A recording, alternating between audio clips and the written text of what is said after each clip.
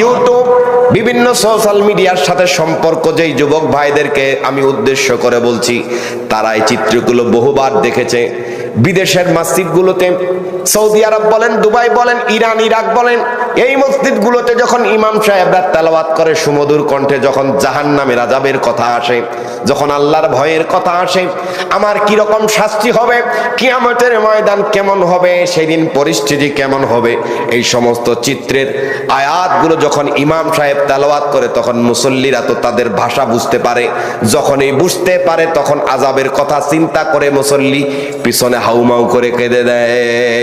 আমার দেশের মুসলমানরা, আমার দেশের মুসল্লি ভাইরা, আমার দেশের বাবারা ভাইরা পিছন থেকে কাঁদতো যদি ভাষা স্পষ্ট বুঝতে পারতো।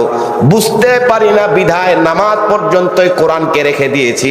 এই কোরআন সংসদের ভিতরে একটা শ্রেণীর মুসলমান আজ পর্যন্ত চায় না। ইউটিউব বিভিন্ন সোশ্যাল মিডিয়ার সাথে সম্পর্ক যেই যুবক ভাইদেরকে আমি উদ্দেশ্য করে বলছি, তারা এই চিত্রগুলো বহুবার দেখেছে।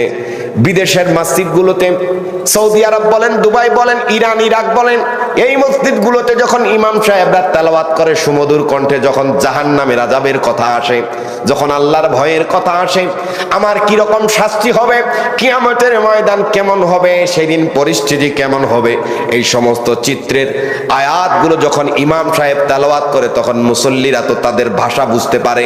যখন এই বুঝতে পারে, তখন আযাবের কথা চিন্তা করে মুসল্লি পিছনে হাউমাউ করে কেঁদে দেয়।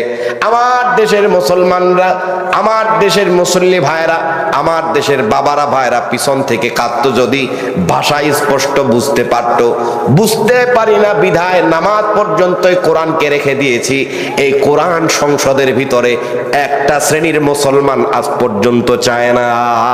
ইউটিউব বিভিন্ন সোশ্যাল মিডিয়ার সাথে সম্পর্ক যেই যুবক ভাইদেরকে আমি উদ্দেশ্য করে বলছি, তারা এই চিত্রগুলো বহুবার দেখেছে।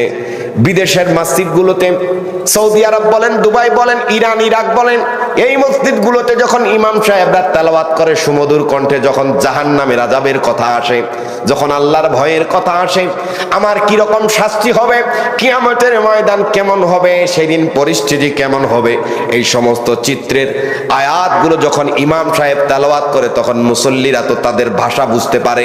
যখন এই বুঝতে পারে, তখন আযাবের কথা চিন্তা করে মুসল্লি পিছনে হাউমাউ করে কেঁদে দেয়।